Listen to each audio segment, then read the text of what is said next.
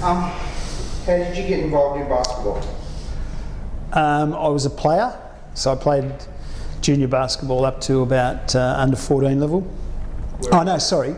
No, I played under 12s, 14s, 18s, and then the next stage was to go from under 18s is to either into senior basketball because there wasn't any under 20. And then I realised that I wasn't, I always say that I wasn't tall enough, but in fact I wasn't good enough to be able to go and play senior, good basketball, senior level.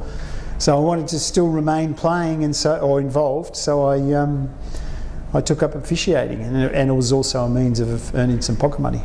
Where was it that you started? Albert Park? Yeah, at Albert Park. And I played basketball for St Kilda Police Boys with Ray Hunt at the same time. As a junior? Yeah. Oh. So how did you get involved in officiating? What started that? Just simply because I was playing, and then I liked basketball, and then there was a sign up at Albert Park saying, to come and do a referee school. And I thought there was a good means of earning some pocket money rather than standing on the corner selling papers. I figured that it was a different way of earning some money and still being involved in the sport, so that's sort of how it all started. So how old were you when you started? I was 17 when I started refereeing. So how long have you been involved for since then? Yeah, ever since then, which is a long time ago.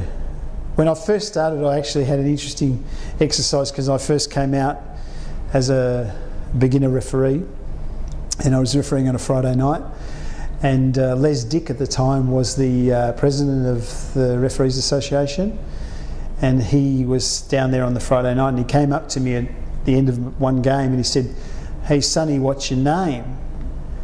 And me being a bit of a smart ass, a 17-year-old smart ass, I said, "Well, who wants to know?"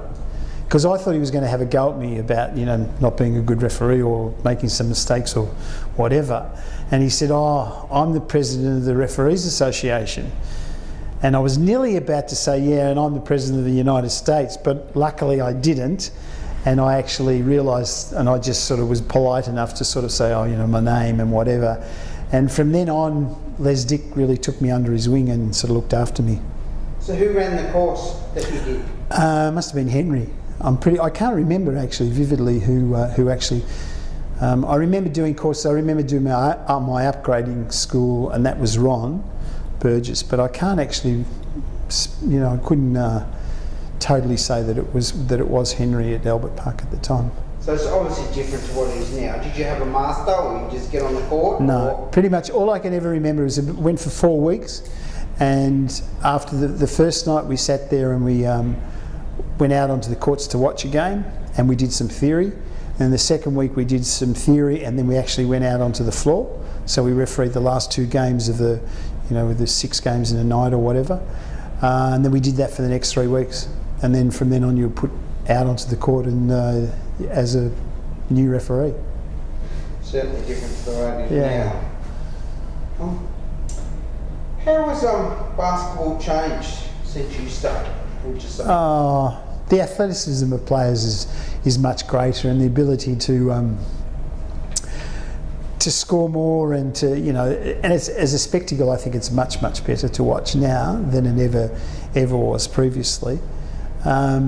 But it's all to do with. It evolves. It's like any other sport. The athleticism of players, and the more professional they become, and in our country, that's what sort of happened. When I first started at the higher levels, the elite end, they were all working full-time jobs and then going off and playing basketball. Now they're full-time. What about officiating? How has that changed since 1970 since you started? It's funny, I don't think that it changed greatly. In terms of the basic fundamentals are still required and are necessary, being the mechanics and signals and positioning and so on, and decision making. The only difference is I think there's just far more scrutiny now, that and unfortunately in this country I think we're probably one of the worst countries in the world, where our television focuses on the umpires' decisions and referee decisions far more than any other sports, and as a consequence, all officials suffer because of that. One of the biggest changes, I suppose, is the 2-person or 3-person. Do you think that changed the game much? I don't think it changed the game. I mean, I was very much in favour of it, and basically the philosophy behind the three-person was that if you have an extra policeman on an intersection, then the chances are there's going to be less crime or less people making errors because there's people overseeing them. And that was the philosophy with three-person that we introduced when we introduced three-person, was to try to reduce the number of misdemeanors that would happen on the court. I think it did. Did it create more calls to start with? Didn't actually. That was one of the things that we really tried to focus on, the awareness of, because that was a fear that people would make more calls because, but it took a bit of practice. But you could in fact go through a game and you can even sort of sit there for a whole entire half and not actually have a call, but you still have done a good job. That took a bit of understanding and a bit of changing of mindset, because people didn't like that sort of concept, particularly the older referees who wanted to jump in and call lots of things, that you had to understand that you just look after your own area. 945 NBL games. Yeah. Who were some of the referees that you refereed with, and even internationally, that stand out for you? In Australia, I mean, obviously, I spent my whole career with Ray Hunt, and so obviously, and we've sort of best of mates, so that always sort of sticks in your mind immediately. And similarly with Eddie Crouch. I mean, Crouch, you sort of was around he'd started earlier than I had, but when we got into the NBL, then I sort of refereed with him over that entire time. And then internationally, I guess the guy who made the most impact on me as an international referee was the guy who ended up becoming in charge of the FIBA referees, which is Lubo Kotleba. I went to a Junior World Championships where he was the official, and I'd never seen a referee in glasses before, and so he used to, and I can always vividly remember him. He had a tall and he had a good on-court presence, but he'd always be pushing up his glasses all the time as he sort of was running up and down the court. And he was one of the first referees that I ever saw while the game was playing. He was saying that the player hit the ball. He went like this, and then as we're going up and down the court. And he then became, for 25 years or 27 years, became the head of referees internationally for FIBA, and so I had a lot of dealings with him over a long period of time. But he made a massive impression upon me internationally. Then the other one is John Holden. I mean, I was able to referee with John Holden, whom I admired, and he sort of really took me under his wing as well, and sort of really helped me along the way, along with, I guess, Les Dick and Dick Mason, who were two of the most memorable sort of guys that really helped. And there were a lot of other people that along the way that had a lot of contributions to my officiating. What about basketball characters? Who's some of the basketball characters that stand out for you, coaches, players? In my time, like in the NBL, I think there were more characters that were actually playing and coaching. And so that made it far more interesting. And I mean, you always look back and you think of the names of the people that were playing. I mean, Andrew was just always immediately comes to mind. But then on the other side of the coin, you had Bruce Palmer, who was a massive character as a coach, a very difficult person to deal with. But off the floor, he's one of the nicest guys you want to meet. And that was often the case with a lot of the players as well. They sort of suffer the white line fever, and they'd, when you see them off the court, they were much different from what they were on the court. And I think one of the biggest advantages that I've found was being able to actually grow up with a lot of those players as well. So when they first started into the league, I was also just starting in the league, and we progressed and grew with them. Yeah, and so we grew with them as well. And then also, on top of that, being lucky enough to go to a couple of international events, and you're travelling with their team, you become, really, a lot of the times that group of people all accepted you as being part of the team. I was lucky enough to go to the Under-19 World Championships in Italy, and that was made up of Mark Bradke, Shane Heal, Andrew Vlahoff, Luke Longley, And all that group of players all became extremely successful players, and I've sort of remained pretty good mates with them over a long period of time, simply because of being able to travel with them. And even, I suppose, the coaches that you coached, that you had to referee to, the differences between like Gorgon and Palmer and even Lindsay Gates. Yeah, I mean they're all so different in their approach, and particularly Gorgon and the American coaches were sort of somewhat, I guess, generally more flamboyant. We had Brian Curl, you know, whom we sort of had to deal with and we grew up with along the way, and Lindsay. Lindsay wasn't. You know, everyone, I think, paints a picture of Lindsay being Mr. Nice Guy, but underneath it all, Lindsay wasn't quite like that. In fact, I remember I actually reported Lindsay, and I don't think too many people actually ever have, but I reported him for swearing at us after a game. In half-time as we were sitting around on court 2 at Albert Park, and he walked past and he just gave us an absolute mouthful. And so I ended up... Yeah, absolutely. Yeah, and it was a Wednesday night. So I ended up reporting him, and he got... I remember it was in the paper, and he got fined $50. He found guilty. Yeah, exactly.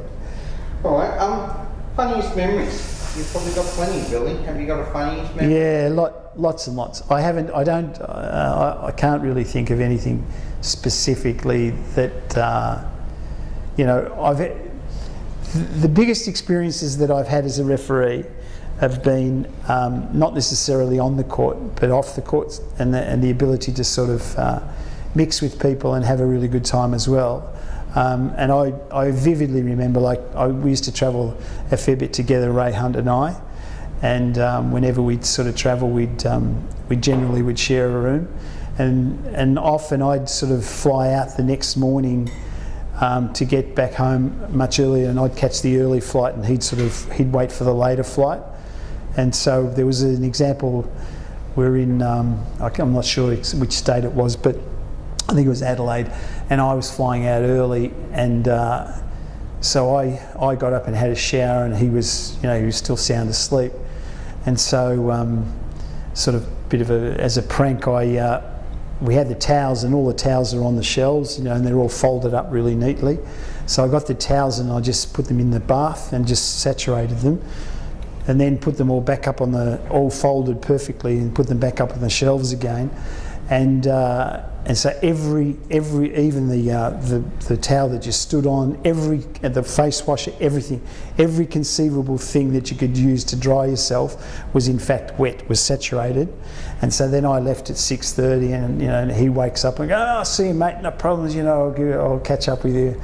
And all I can ever remember is picking up my mobile phone and him on the other end, just giving me an absolute mouthful of swearing. I can't repeat what he was saying, but he was just, and he ended up because he jumped in the shower, didn't know that any of the towels were dry, were wet, and then tried to dry himself, and everything was saturated. So he ended up rolling on the bed to dry himself at the end of in the morning. But we've had lots and lots of stories together. A bit of my history that I've done, a bit of my research tells me that why is Billy such a practical joker on the road? And that's obviously one of those stories. Yeah, that's right. I mean, Ray's very good at doing that as well. So we used to always, we'd tackle one another. Another time that Ray and I were on the plane going in Canberra, and the next minute we're sitting together, and Ray's sitting on the window side, and we're only on a small plane, and we had our bags above. And then Ray goes, "Oh no, I've left my phone in the bag, and I've got my phone on." And you know how everybody, they get really annoyed if you have your phone. I said, "Oh, not a problem, mate." And he said, "No, let me get up, I'll get my phone." I said, "No, it'll be okay, not a problem." So I'm sitting there on the side that I've actually dialed his number, so his actually phone starts to ring. And the flight attendant wasn't very happy when they go, "Oh, is this phone?" And he had to sort of to finally own up and say it was my phone. Unbelievable. And can you tell us all about why you had so much torn up paper in your bag? Torn up trip? Yeah. That's because Ray was trying to get back at me. In fact, I can't even remember totally the whole part of that story. It was just that, again, it was just our sort of practical joking and being stupid. And so they just ripped up all this paper and stuff and just put it in my bag. And then when I got home, I'm sort of, then I start pulling things out, and then the more and more I pull, and it was in every conceivable orifice you could find. It was in my shoes, it was in everywhere. It was like confetti. Yeah, it was just a disaster. Good. Right, back to refereeing. The calls that you've made, is there any call that sticks in your mind that you possibly take back? Oh, yeah, I'm sure there'd be a heap of them. I'm sure coaches, it's funny that when you bump into coaches can remember far more incidences that occur in a game than what you do. But there was one call that I think it was in a final between the North Melbourne Giants, and I'm not sure what year it was, but I made a call that it was just someone grabbed the ball from the back court and just took a hope shot at the halfway line, and the defender tried to sort of draw a charging foul, and in retrospect it was the dumbest foul I've ever to call, and I actually called the foul and put somebody to the line. Now I'm not sure whether they actually won the game because of it, but it was one of the dumbest calls that I'd ever made, because I just should have just turned a blind eye and ignored what had happened. But I was young and naive, I would say. That's what happened. Do you have any embarrassing moments as a referee? Yep. I guess this comes back to one of our practical joke things. In the old days, we used to have drink bottles that had a straw, and so the straw would sort of come out of the thing. And I used to chew, and so did Ray. I'd chew chewing gum all the time through the game, and would always have chewing gum in my mouth. Ray would have chewing gum, but then he would get rid of it before the game, and so he always had his little bit of wrapping paper and put it on the bench. This one day he got the chewy and he stuck it in the straw of my drink bottle. So then I come over to get a drink, and I'm trying to drink this thing and I couldn't drink. And then I look at the thing and I've got his chewy stuck in my straw. So I guess that was a bit embarrassing, because I was trying to, I'd walked across to get a drink and I made like an absolute fool of myself. Very good. What about memorable games? You've done a lot. Have you got a game that stands out? Oh yeah, I guess nothing sort of can surpass the dream team in '92 at the Olympics. To referee the dream team at an Olympic Games was just the ultimate, and so that's just a game that you just never forget. And particularly when you look at the players, the quality of the players that were playing, and there was just a massive experience. How many times did you do the dream team? I only did the actual Dream Team number one, Dream Team 1, which is Michael Jordan and so on. I did them in Barcelona, and then the next year, the next World Championships were in Canada, and they were called the Dream Team as well, but they weren't the same as the Dream. And similarly, the Olympics, they were still. I think the US teams were being called Dream Teams, but they weren't in fact the Dream Team. No one could ever emulate what the original first Dream Team was. Because you got to do the American team out here before the 2000 Olympics, didn't you? Yeah, that. For a couple of minutes. Yeah, for a minute or two. Yeah, that was Ray Hunt's fault again, because we just saw a bit of the. It was interesting because when Australia played New Zealand at the recent Oceania tournament to qualify for the Olympics, was the first time that we'd played at the tennis centre since that game. Really? Yeah. So, and I was reminded of that both by Andrew Gaze and Shane Heal, who were both commentating. They sort of were walking in, and we were walking into the venue on that Saturday, and they said, "Do you realise this, Billy? This is the last time we played here was in 2000."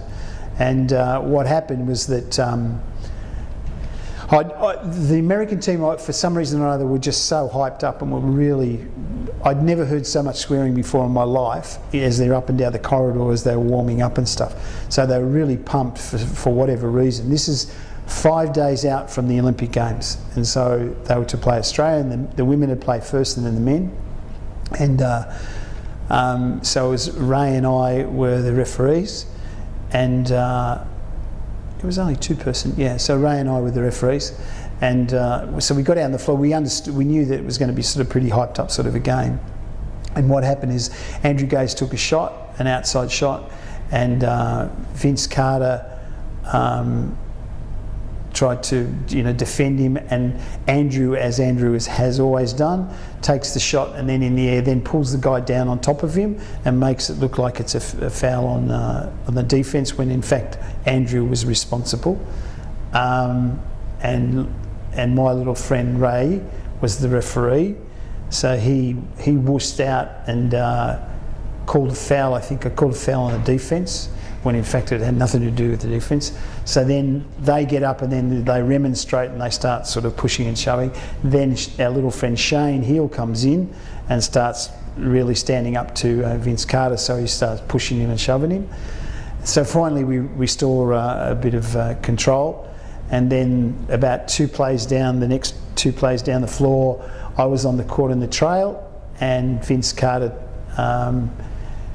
steals the ball or whatever, or no, gets the ball, and I was partly on the court, and I'm sure he thought that I was a player, or I'm not sure whether he knew I was a referee or not, and he crashed into me, lifted me off the floor, off the ground, and flipped me backwards, and so I just fell backwards and put my arms back and landed on my right arm and dislocated my elbow, and so I was still calm enough to actually blow the whistle and stop the game.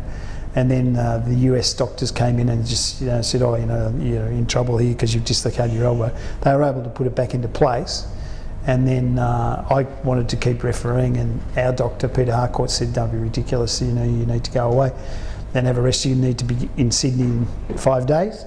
So I came off the floor, and then it was the best opportunity because the women's game before that was refereed by Carolyn Gillespie, who was also going to the Sydney Olympics. And so Carolyn came down from the grandstands, she continued the game, and she did a fantastic job.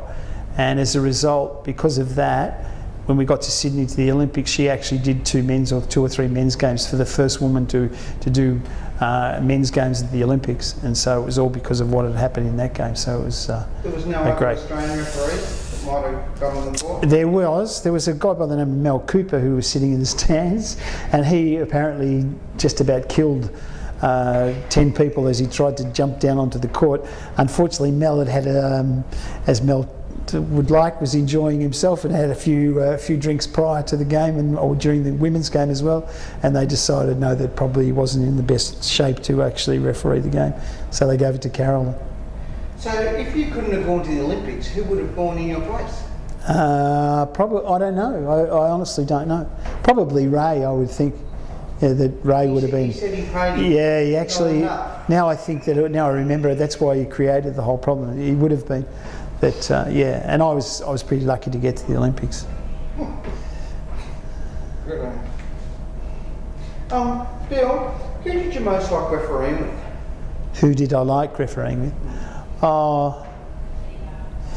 I used to like refereeing with Ray. It's funny, Ray was my best mate, but him and I, we didn't necessarily referee very well together, because we used to. We sort of had a really good understanding of one another, but so we used to think the other one was going to make the call and they didn't, and often so some calls went uncalled because we thought the other person was going to make it. I liked refereeing with Eddie a fair, because Eddie liked to sort of. I tried to sort of keep a lower profile, and Eddie preferred to come in and really not to dominate, but to leave his mark. And as a consequence, I think that was a really good combination of one sort of being a little more dominant and the other one sort of holding down a spot. You reached the top. What advice would you give junior referees wanting to be where you've been? I think it's interesting, you sort of look back over periods of time and you read a lot of stories and so on. And I vividly remember a story by a guy by the name of Earl Strom, who was a referee in the NBA, a very well-known referee in the NBA. And he tells the story of how one day he was on the road and he wasn't in the NBA at the time, and he was really suffering. He had the flu and he was laid up in bed, and could have easily and quite easily just got out